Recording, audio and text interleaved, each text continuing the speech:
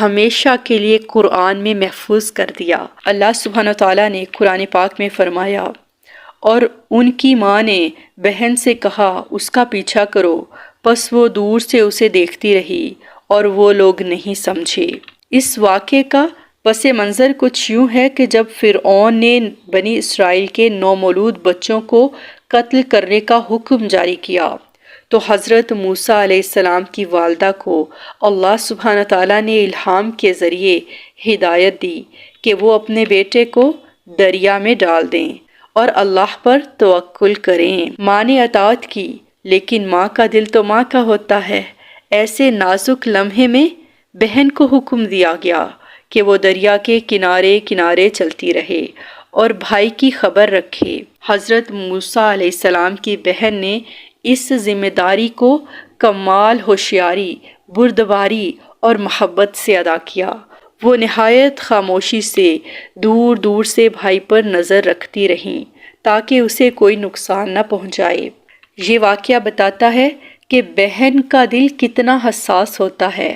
وہ بھائی کی جدائی کو چپ چاپ سہ رہی تھی، مگر اس کے تحفظ کے لیے خاموشی سے پیچھے پیچھے جا رہی تھی۔ اس جذبے کو اللہ سبحانہ تعالیٰ نے سراہا اور ہمیشہ کے لیے قرآن میں محفوظ کر دیا۔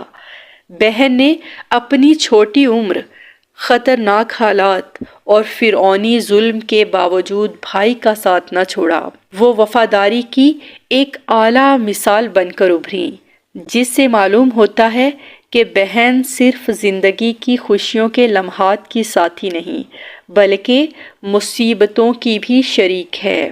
اس سے معلوم ہوا کہ اسلام نے جس طرح والدین، بھائی، شوہر اور دیگر رشتوں کو اہمیت دی ہے، اسی طرح بہن کے کردار کو بھی عظمت دی ہے۔ اس واقعے سے ہم یہ سیکھتے ہیں کہ ہمیں اپنی بہنوں سے محبت، عزت اور حسن سلوک کے ساتھ پیش آنا چاہیے، کیونکہ ان کے دل میں بے پناہ محبت، فکر اور قربانی چھپی ہوتی ہے، جو بعض اوقات خاموش ہوتی ہے مگر بہت بڑی ہوتی ہے۔